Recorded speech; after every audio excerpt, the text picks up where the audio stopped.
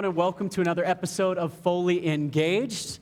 It's my beautiful fiance, Briosha. I'm Connor DeLynn. How you feeling? Feeling pretty good today. We've got a full house. We do. You know, we're marketing this thing, and it's getting going. We're getting a little mojo going, but we have people on the live stream. We'll have lots of people that watch this. Yes. You know, but it's still the most people you ever do a lame podcast in a studio for. That's true. Yeah. That is true. I'm pretty sure my mom and dad are coming later, so that's also exciting. Yeah, we're going to, family, as long as, if you don't get family to show up, then you're really in trouble.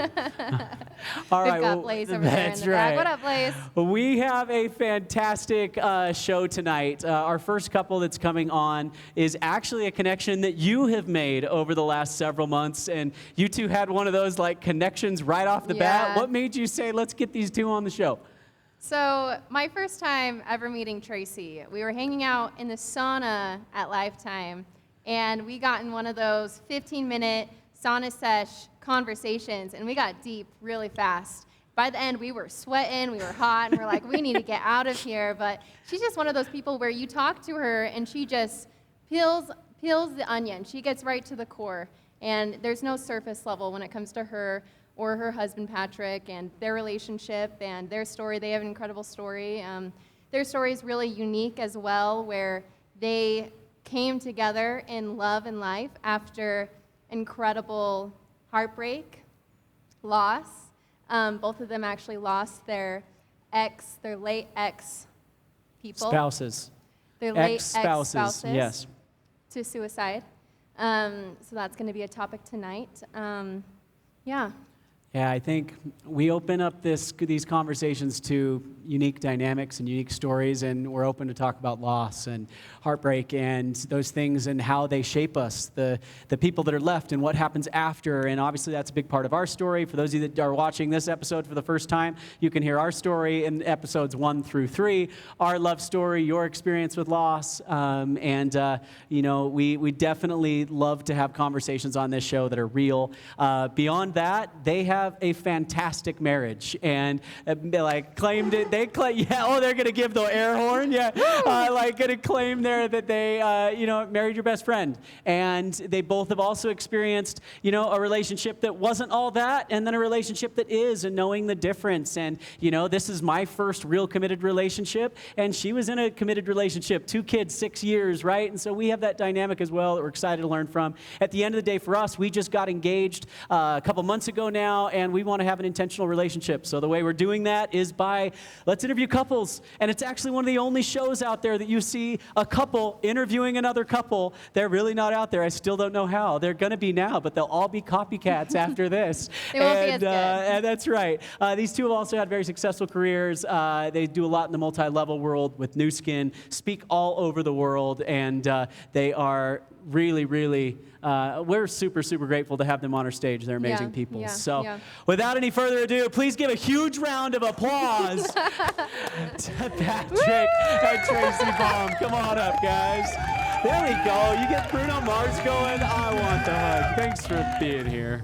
Oh, a little awkward. All right. Thanks, sir. Absolutely. Oh, let me do that. That's there not your go. job. Hi. All right. Thanks for being here. Thank you.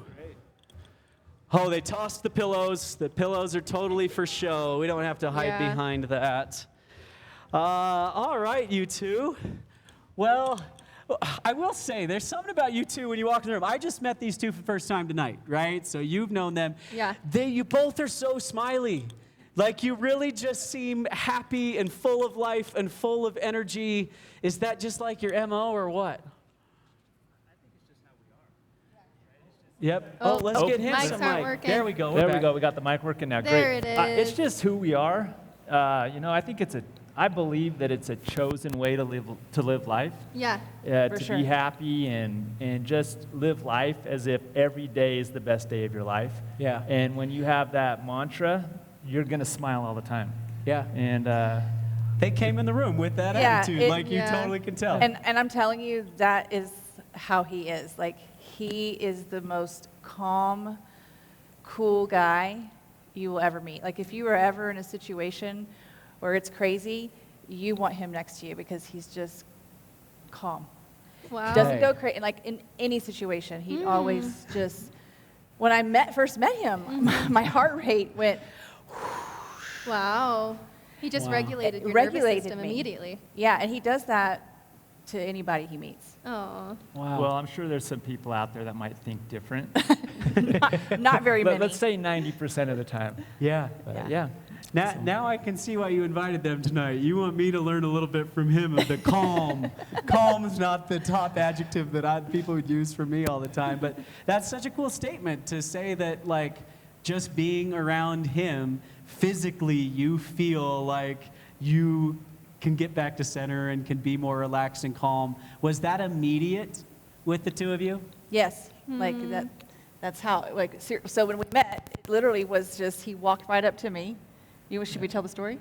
Yeah, you want us to tell Yeah, the go story? for it. Let's hear how you So met. That's okay. how we always start. We were at an event for our company, and she walked off the stage, and I just instantly, I think I was in mid-conversation with a friend of mine. I just dropped it and walked over to her and introduced myself and said hi.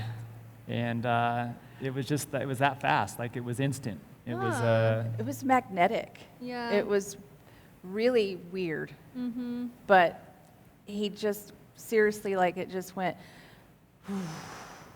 Wow. because of, I'll tell my story, but it was pretty, what I'd been through was pretty crazy. Right. And I wasn't not expecting that at all, Yeah. to even have and I've never felt that before. I never felt that, like, immediate fire. Was it like passion and calmness and It serenity? was so many things at one time, but it freaked me out because I just was not, I Well- wasn't looking for it or So, expecting it at A all. lot of people wonder if the fireworks are real when you meet your person. I believe so. Yeah. And And if it's not fireworks, there's feelings Mm-hmm. there. And I mean, for me, I knew it was something. I didn't know what, but I Okay. knew it was something really good, and it was something I wanted to definitely pursue. Pursue. I mean, something that I wanted to continue forward with. Mm-hmm. One of the first things she said to me, though, is I introduced myself, and she goes, "Don't you know who I am?" Whoa. Yes. And so she had been invited to speak at this particular convention to tell her story about, her journey and where she's been with a lot of what we're going to talk about tonight. And I didn't know anything about her. And so it was just, How dare you. It was very funny, and we joke about it all the time now because, I walk up and she's like, "Well, don't you know who I am?" And I'm like, "No, I don't."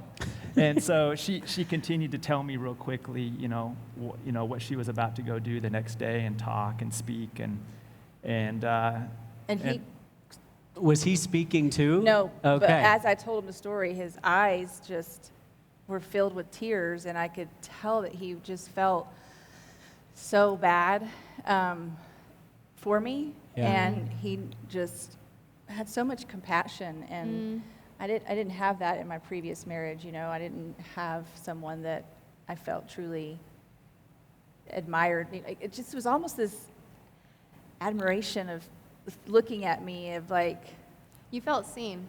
100%. Your souls were able to connect Yeah. on that energy, and you were able to feel seen, but Yeah. you never felt that way in your past relationship. No, it was definitely a connection that I was not expecting. Right. At And all. Patrick, was that the same for you? Yeah, I mean, it was, we exchanged information, Yeah.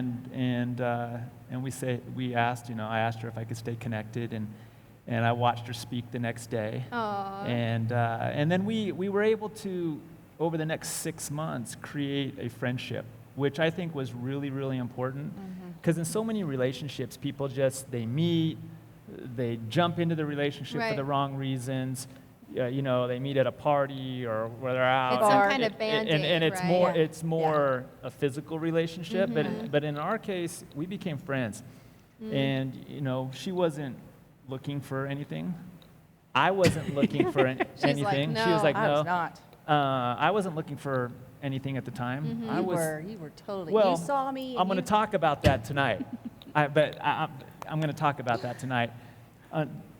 Being in a place where you're okay being by yourself, I think is really, really important. Amen. And so we became friends. 6 months later, after that, we started dating officially. Oh. And in separate states, because Yeah. I'm from Texas. I lived in Texas. Hence the big smile. Yeah, Texas smile. And so that was hard, Yeah. you know, being in a out-of-state relationship, and it was COVID. Sure. I mean, it was really tough. Okay, so you meet at a conference, you connect, right? Friends for 6 months, then you start long distance dating. Let's jump backwards in time now and talk about where both of you were in life when you had that first interaction. Do you want to start first, Tracey? Yeah, I'll start. So prior to marrying Patrick, I was in a 20-year verbally abusive marriage. And there was some physical abuse. My first son was not from him. I met him when I was 20. I got pregnant when I was 21. And pregnant when I was 20, had him when I was 21, and we met like when he was 4 weeks old. Oh, okay. And he became his dad, right? Okay. And then I had a special needs child who, Okay. Your second child? my second child, And And- he has Down syndrome, right? Mhm. Okay. nonverbal, Oh, was wow. very sick, in and out of the hospital. But I quickly knew that I should have ended it, but I didn't have a job. I was a stay-at-home mom because I had to stay home with my son. And by age 14 of my oldest son, he decided to move out and live with his dad because he just had seen so much fighting, and he was done. Unhappiness Yeah. in the home and relationship? It was really bad. And so that was probably one of the hardest things as a mom, Yeah. Hmm. to pack up your son. And Yeah, so you made that decision from a place of survival, of you knew the relationship wasn't where it needed to be, but you had needs that you had to take care of. yeah, but I regret it, just because it's just the relationship is really, it's not there. And as a mom, you're supposed to protect your kids, and I feel like he thinks I didn't protect him. Hmm. So That's what they're there for. Yeah, I figured. But I tried to work it out, and then I had my daughter, which I believe I stayed long enough to have her. And then I found my new skin business and started to feel a little more confident, and I finally asked for a divorce, and And that was after 20 years? 20 years. So 20 Yeah, years. and we were separated for about 5. Wow. We weren't even living together because I had had enough. My daughter was about 4 years old, and I remember looking at her, and she just looked at me like, when is this going to stop? She was hiding in closets, and so when I finally got the nerve to ask for divorce, I found this business that really helped me start loving myself again and feeling more confident. And 8 months into the business, he committed suicide and left me with $300,000 worth of debt. My car was repoed, my house was in foreclosure, and I got an apartment and just made the decision that I was going to do everything I could for my kids. And the hardest thing was having my daughter on my lap, trying to tell her that he was gone. And But so she- what year was this, and how old were your kids? 2019, February 2019, my daughter was 11 when that happened. Your youngest. Yeah, Okay. she was 11. My oldest, he's 28, so 6 years ago. Okay. He was living in Austin, on his own as an adult. But having to call and, I'm sure when you have to call someone and tell them, it's hard to get the words out of your mouth. And but my daughter, she has seen me grow into this woman and being in a relationship now. I think that has been the biggest gift for me, to give to her, to show her, because she's seen what it's like living in a home that's not loving. That's chaotic and Very tumultuous. toxic. Yeah. He was. Can you speak a little bit more on that, on what that felt like for you and for her, and for anybody else who might be listening that might be in a situation similar? After years and years of abuse, you get to a point where you feel like you don't want to go on. And there were days that I didn't want to be here. And I just remember looking at a picture of all 3 of my kids, because I was Googling how to be in the garage and just turn the car on and go away. But there was this voice, and it was God, and he just said, stay. And I'm so glad I did. I wouldn't be here. I wouldn't be married to the love of my life. Yeah. And I've been able to help so many people. And I just think when you get to a point where you don't feel worthy and you don't feel loved anymore, it breaks you. Yeah. But I truly believe that when I literally was just like, why do you want me here? And there was just this purpose Yeah. behind the pain for me to help other people. Yeah. Wow. There was more life to live too. For sure. You know, I think there's something to you being in the situation where you have, was it 2 kids, 3 kids? 3. We had 3 kids that you're taking care of. You have a son with Down syndrome who's nonverbal, and you feel stuck in a relationship that is hard and tumultuous and not serving. You know, I feel like there's so many people out there who are in relationships themselves where they feel very stuck, where they also don't know what to do. 100%. And I felt that. That's why I stayed for 20 years. And Yeah. I look back and I'm like, why did you stay so long?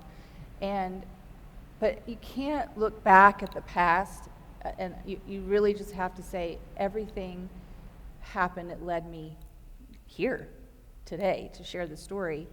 And knowing that there is light, but sometimes when you're in the middle of it, it doesn't feel like it. And you feel like you have no one to turn to.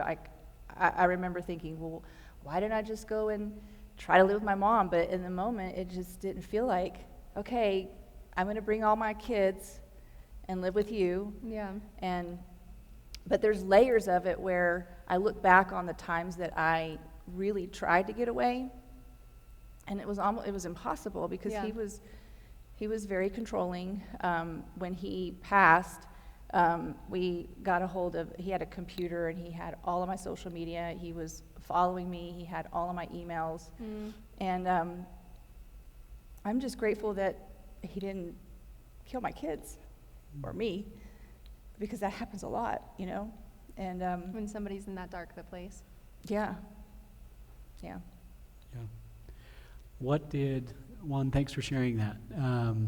The fact that this early into the interview, feeling comfortable to open up, I appreciate that. And I think in moments like that, it really tests your relationship with higher power, whatever that looks like, God, your higher self, whatever you want to call it. Did you feel like that voice that told you to stay, did that get louder as you then said, okay, I'm going to pick myself up and be here for my kids and, continue forward? Did that communication from above keep going? Absolutely. Yeah, and we both have been through a lot of personal development and reading and just putting yourself in situations that help you become a better person, that you are really just grateful to wake up each day, because I felt like just being in that toxic environment, like I was on eggshells every day, you're not a happy person. Right. And so I didn't know how to be a happy, grateful person until I really started learning how to love myself again and look at myself in the mirror and not hate who I saw, be able to look at in my eyes, in the mirror and just say, I love you. And I think a lot of women they don't feel that. Yeah. And there's just not a lot of relationships and marriages that are truly happy. Yeah. Yeah. No, it is rare to find a happy relationship. My mom was Unfortunately. divorced twice, Yeah. and I never expected to be where I'm at today. Yeah. One of the things I think is cool about this interview format is we get to see one of the partners share something really emotional, and then I always like watching the partner in those moments, right? That's what I've learned, right? In our relationship, I've grieved someone, a little boy I didn't know, right? And I have been a part of a grieving process by having my partner be in the thick of it in such a big way. And so it sucks to hear that about your partner, right? Like, it sucks to hear them in those low moments. And how does that make you feel when you hear about those times in her life where you couldn't be there physically to like pull her out of that like you are now? Yeah, that's a hard thing, and it's hard to sit in that sometimes. And sometimes the best thing is just to be there and listen and know that she's every bit of the person that can get through that. I'm not one to rescue. However, I do have a lot of compassion and empathy and for the situation, and I think just knowing that what was great is when I met her, she was on her way out of it. And I saw someone who literally was changing their life. Like, they were going through the metamorphosis, like, of change. And that was one of the things I fell in love with. I was like, oh my gosh, here's someone who's like focused on becoming better, getting better, moving forward, growing, becoming a better person, like every single day, doing everything she can to become better. And that is what that was one of the things that I loved right from the beginning. And you want to reach out and just be like, you know what? I wish I could change the past. However, you can't. None of us can. And so it's hard to hear. However, at the same time, and I think this is something we talked about sharing, and we'll share in a little bit. However, everything we've done has put us right here. Yeah. Everything that she's gone through led her to this spot right now. Everything that I've gone through has led us to this spot, like literally sitting right here, right now, sharing this. Right. Yeah. Everything we've done. Yeah. And that is something that's what's so beautiful about all of the things that we go through. And so to answer your question, yeah, it's hard to listen to it. It's hard. And you do want to be like, man, I wish I could go fix it. However, at the same time, we wouldn't be here right now. Yeah. She would not be the person she is today if she didn't go through that. And that's the truth. Yeah. It's almost like you get to a place of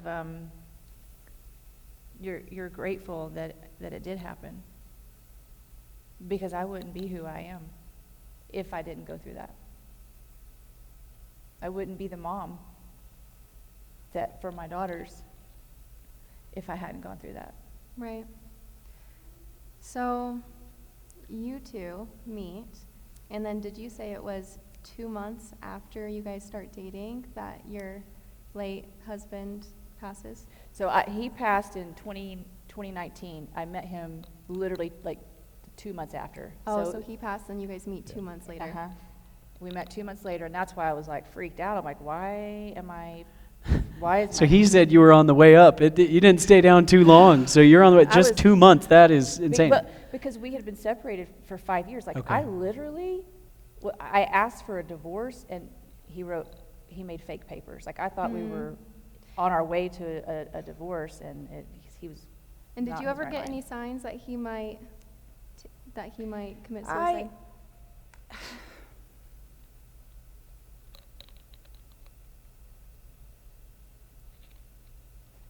Looking back on it.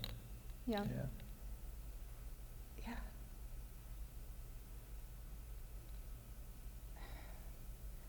And I know how I am now.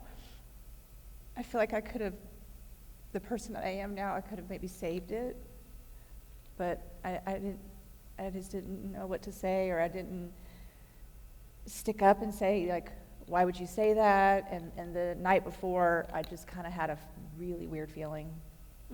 Like, it was really strange. how I felt and the way he looked at me, and yeah. Yeah. Thank you for sharing that.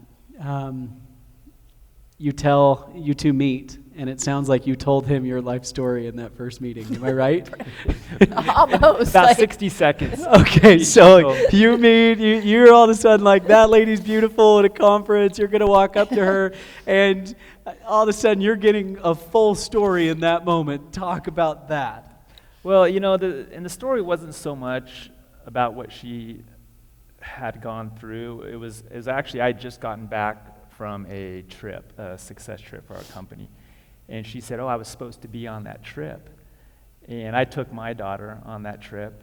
And there was, we have these trips every 6 months. So I said, well, you need to take your daughter on the next trip. And so the conversation led into but this would be amazing for you, right? I mean, you need to do this for your daughter. You can take her on this trip. And so we talked a lot about that. And so we went into our kids, and we talked a lot about our kids. And, which, you talk about the positive things, right? Sure. You talk about the things that bring light, and that's the kids.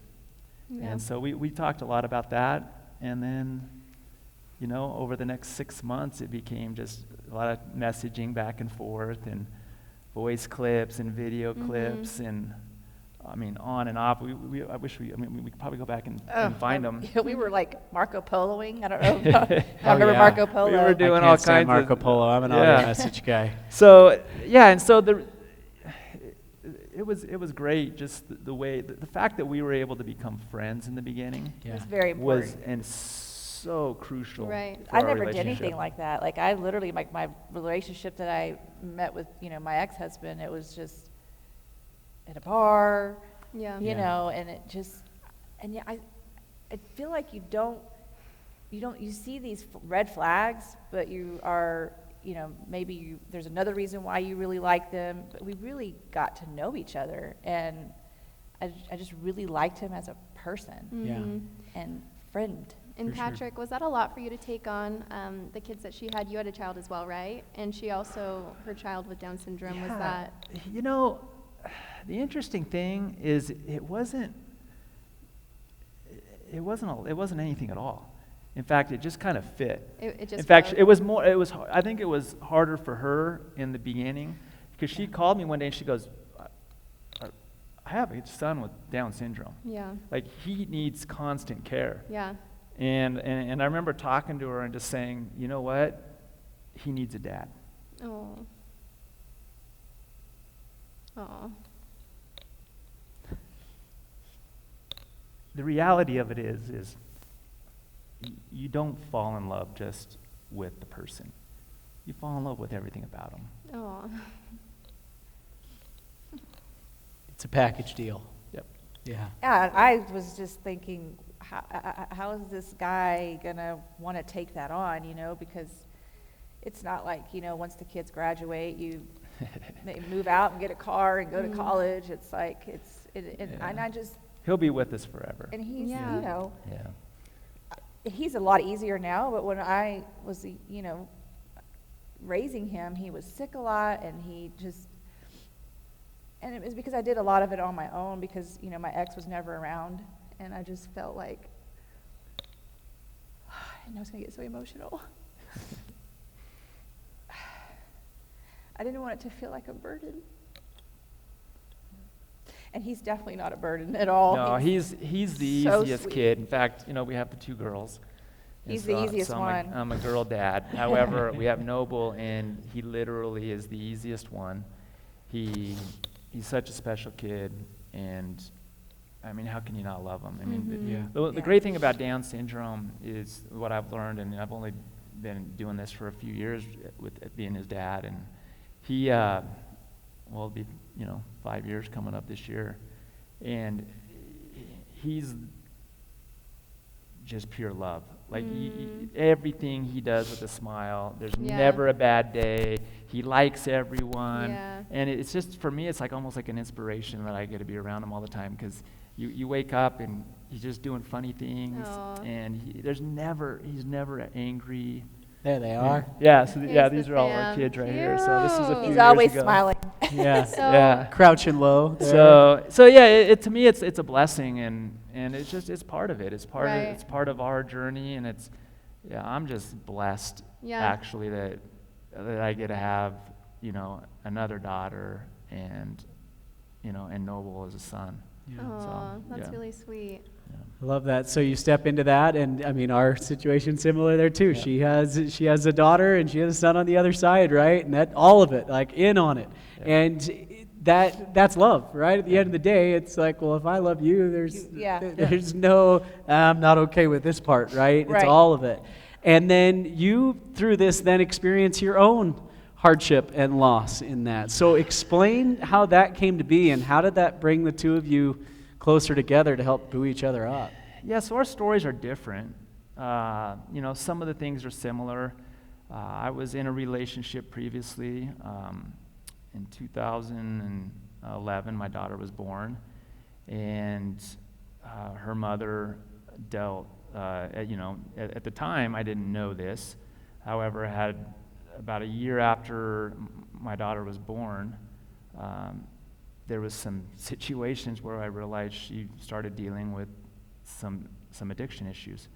And in fact, I didn't know anything about this. She was abusing alcohol behind, like a closet drinker. I had no idea. Wow.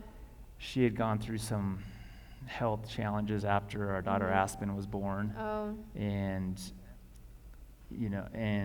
over time I learned that, there's some things in her past that I wasn't fully aware of. I was a little bit aware of. However, I wasn't aware to the full extent of some of those things.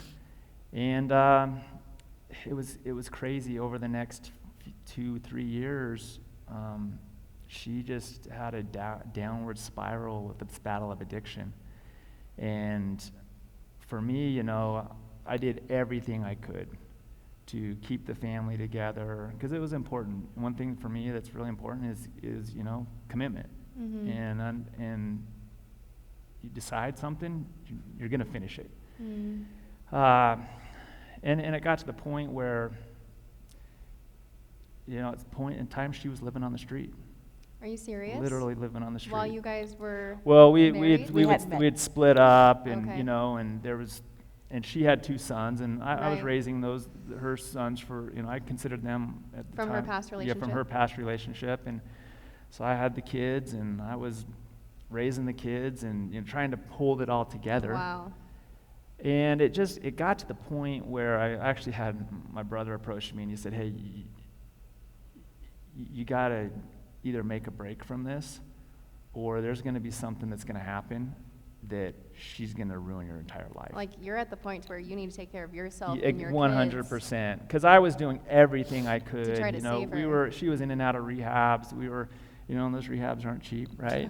Luckily, I had a lot of family support, Oh. and my mom was fantastic at support. My family, my brothers, my sisters, everybody was super supportive.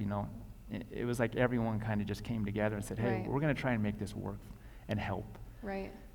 But the reality of it is, and with people with addiction, you can only do so much, and then it has to Addiction- be their decision. And for her, it just 1000%. wasn't. 1000%. And so I had to go and eventually get full custody, and there were some issues and some circumstances that happened where I was able to kind of just make a clean break, and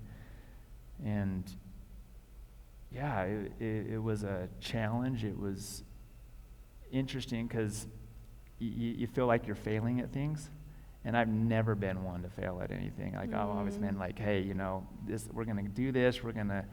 However, you get to the point where, like you said, you have to take care of yourself, and you have to make sure, and I had to make sure my daughter was going to be okay, Yeah. and, number one priority. And her brothers went back to live with their dad in California, and the situation wasn't great, but I just decided, hey, I'm going to make the best out of this situation, and I was able to get full custody of my daughter, and so from the time she's been just a little, it was the two of us. And luckily I have a business where I get to work from home, And literally, since the day she's been born, she's never had to be in a daycare. I never had to put her in, like have someone come watch her. I was able to raise her. And so for a lot of years, I was just single dad raising her. And And how long were you and your late wife together? we were together for about 6 years. Oh, okay. So. And were you ever like really in love where you see her addiction habits and it's just heartbreaking? Yeah, I mean, I was in love with her. I committed to her. Yeah. We had a child together. Yeah. And so you want to make sure that you're doing everything you can to help her and move through it. And I mean, there was even times when, we picked her up literally on the street somewhere. The police would call us and say, hey, and we'd have to drive and get her. And even then, you're just like still saying, hey, I want to try and make this work. Right. However, everything that happened, like literally made me a better person. And that's the way I look at it. And I don't look back on it and go, wow, you know what, it was hard.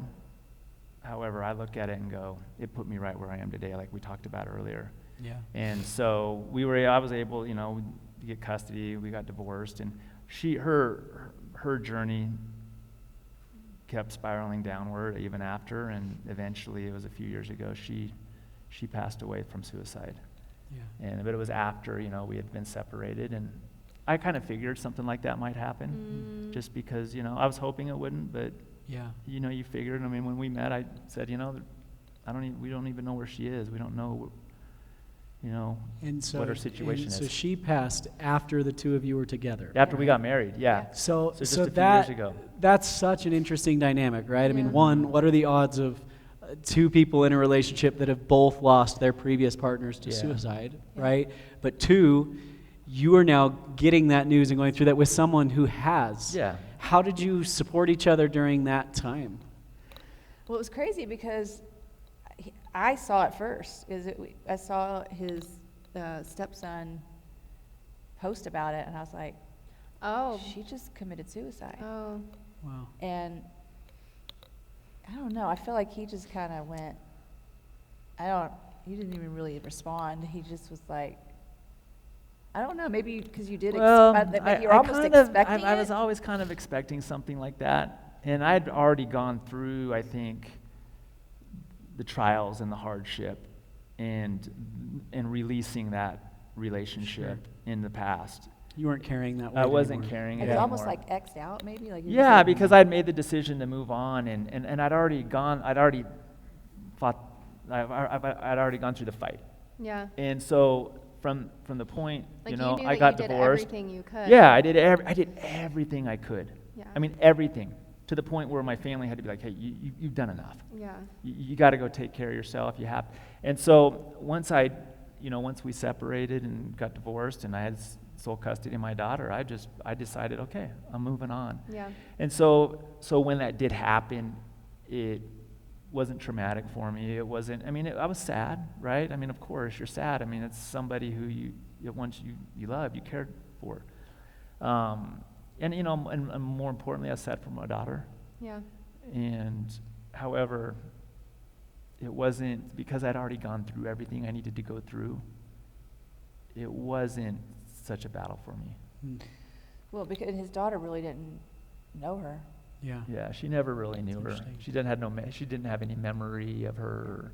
And was she homeless at the time of her passing? No, she wasn't. Oh, okay. Yeah, I mean, it wasn't like, she wasn't at that time. Right. No. So, sorry.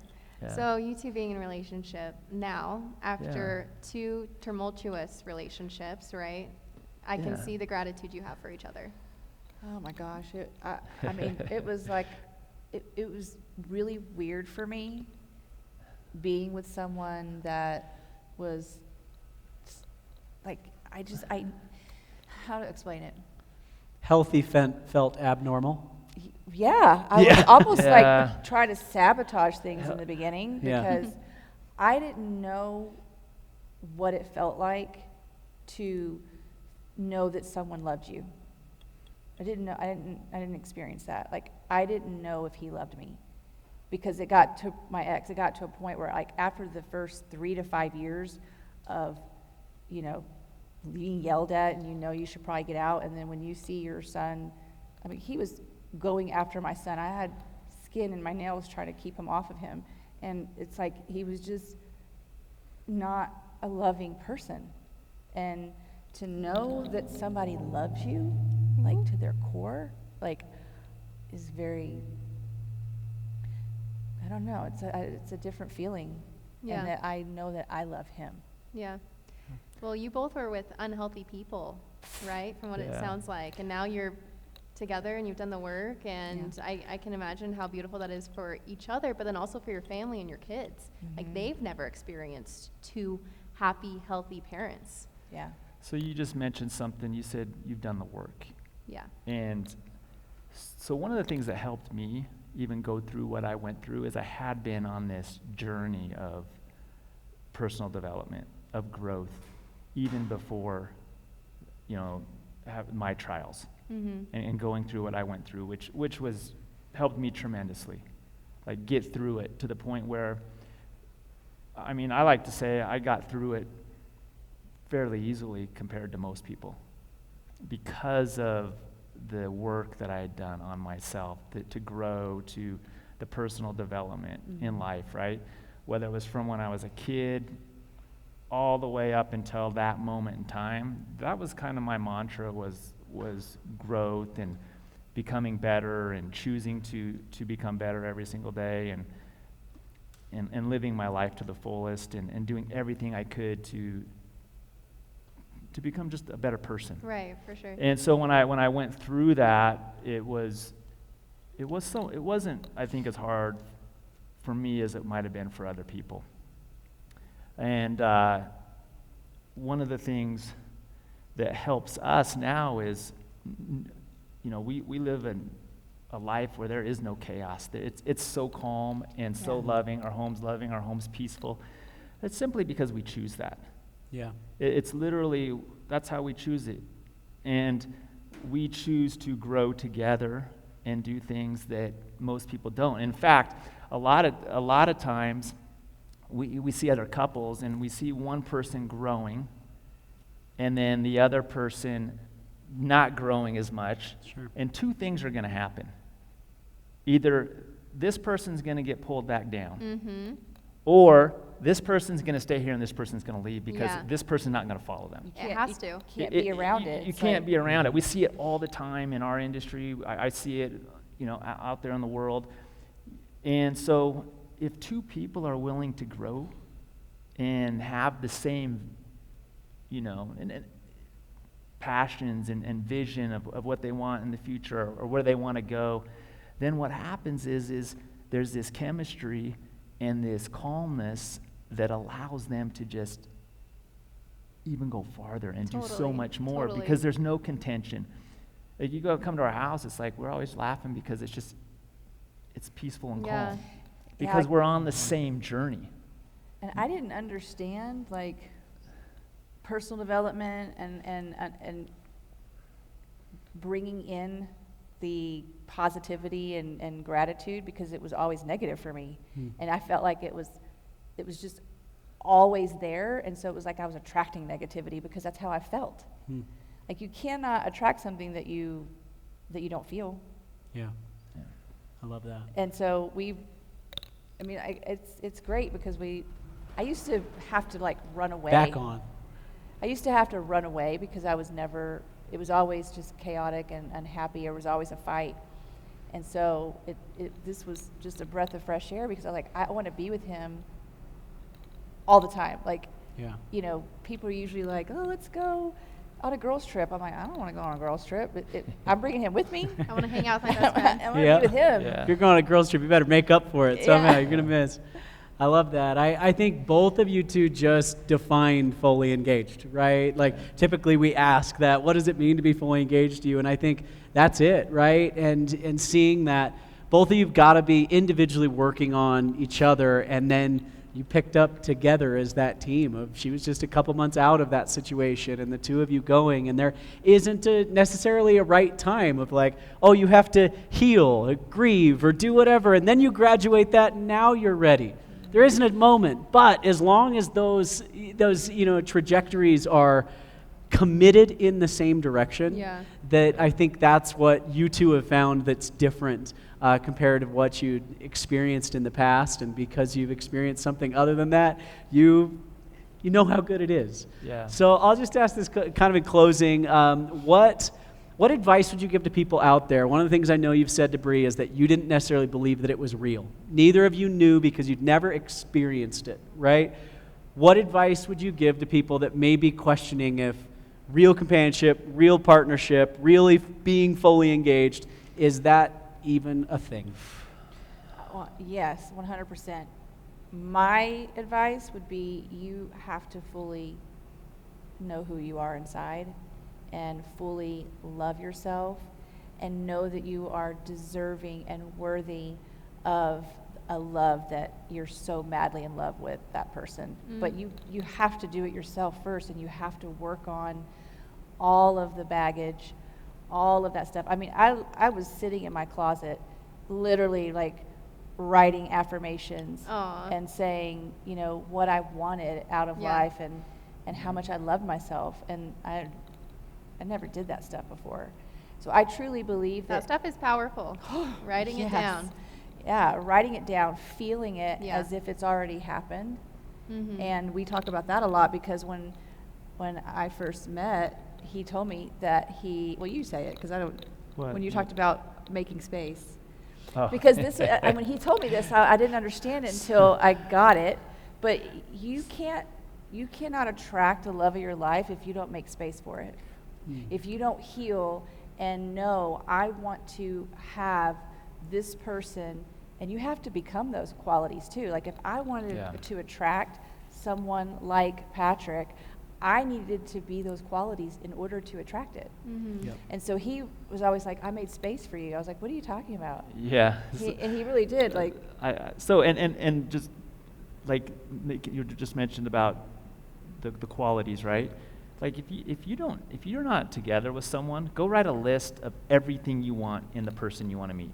Like everything about them. Like I'm talking from how they look to what they do to how much money they make to how much charity they give to. I mean, I'm talking everything, details. And then go become that person. Yeah. That's the most important thing. Once you become the person, you'll attract that person to you.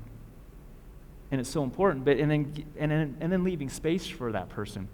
I was taught from one of my mentors, it's like if you don't leave the space for them, they won't be able to enter your life. So I left half my closet empty. Oh. I would park on one side of the garage, right? So you leave space, it's like, okay, that's where I'm going to park. Envisioning, what I wanted. And I set my life up like that, leaving space for that person to come in. Right. Yeah. Should we talk about the game of three rules? So I know we got to end. Let's wrap it up. Okay, wrap it up. Okay, so there's something that a tool that we use, and we love personal development, so this is like a nugget for someone that's listening, and it's called the game of three rules. And it's a game you choose into. Like you literally have to say, I'm going to choose into this game. And there's three rules. Rule number one is you have to choose to believe that the past is perfect, which is hard for people. Wow. Because a lot of people come from a victim mentality. But you have to choose to believe that everything that's happened in your life has put you right here today. Every single thing. Even losing someone. Yeah, even the loss. Okay? And then rule number two is you have to choose